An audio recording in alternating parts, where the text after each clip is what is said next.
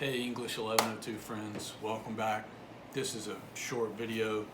I just want to walk you through the basics for the research paper that is going to be due at the end of the semester. For us, it is now due in that last week of class. And what I wanted to do is give you some information about how I have amended the guidelines for it, what I'll be grading for. If you click on the research project guidelines and information module in D2L, then you scroll down to research paper guidelines and checklists. That's the main piece that I want to show you and talk to you about today. If you click on research paper guidelines and checklist, it should open up and show you something that looks like this.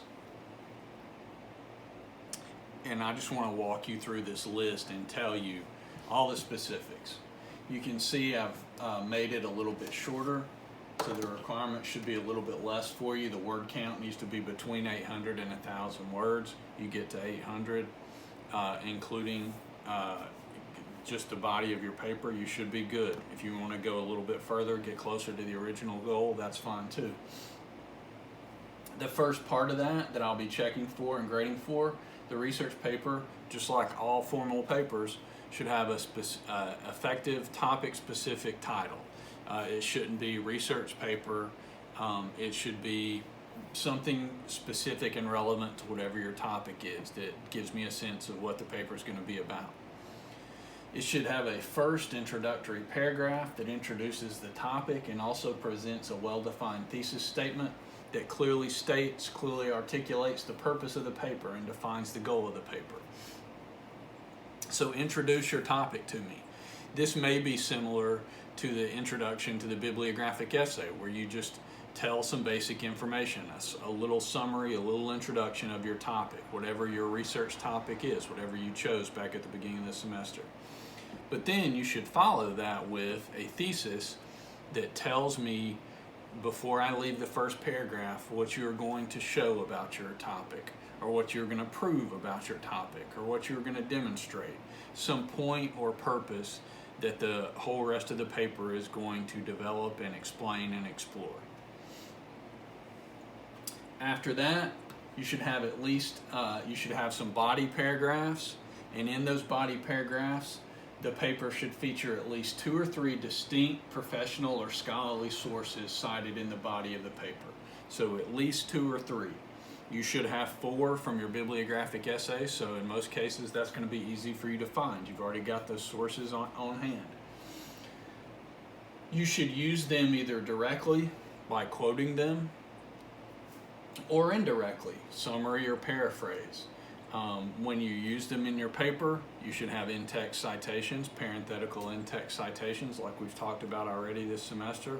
But you should get this, what I'm really talking about here is you should get the sources into your paper, either by quotation, you're getting them in there directly, or by summarizing them or paraphrasing them indirectly. The paper should reflect clear integration of the research, not just that you're just throwing quotes in there with no introduction, with no introduction before the quotes, no explanation or analysis after the quotes. That's not clear integration. That's just you pasting a quote in there and then moving on from it. Clear integration is you introducing the quote and then developing ideas from it or explaining what it means, jumping off from it in some analysis and explanation. Clear integration of the research with your own writing and ideas, and the outside sources should be used to either introduce concepts or ideas. You use the source to bring something up, and then you jump off from that and develop that idea further, or to support and provide evidence for your own ideas and claims. So then you bring something up, you introduce a topic or a main point in the body of your paper, and then you use your source to back up what you're saying or develop what you're saying, or as evidence to prove what you're saying. The research paper should be organized into paragraphs, not one giant blob of text, generally including a beginning paragraph, some body paragraphs, and then a conclusion paragraph. The research paper should have a works cited list at the end of the paper that lists all the sources used. If you use the same sources as from your bibliographic essay, you should be able to just copy and paste those sources in here. If you've got new sources that you use, plug those in too with basic MLA formatting. If you don't know, if you're uncertain about basic MLA formatting, there is a link, there are a couple of links down here. The link to the online research and documentation guide from the Purdue OWL. If you click on that, you should get this right here. And it will show you all this MLA style guide right here. From formatting quotations, the basic format of the works cited page, how to cite in the works cited list a book, a periodical like an article from a newspaper or magazine, electronic sources like web pages or YouTube videos or something like that. It will show you how to cite any source you can find.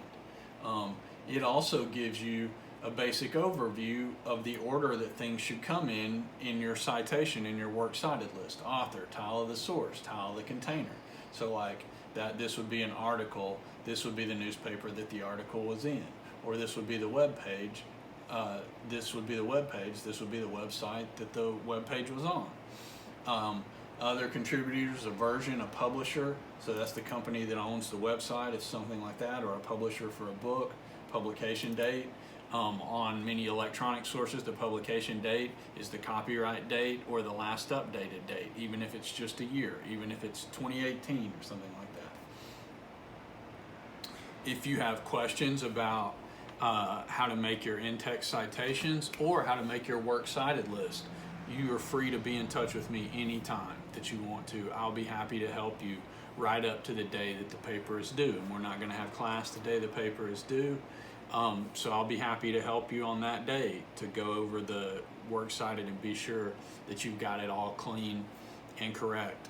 If you have questions about this, like I said, between now and the day it's due, I'm happy to answer any of those electronically, Zoom meeting, whatever is most useful to you.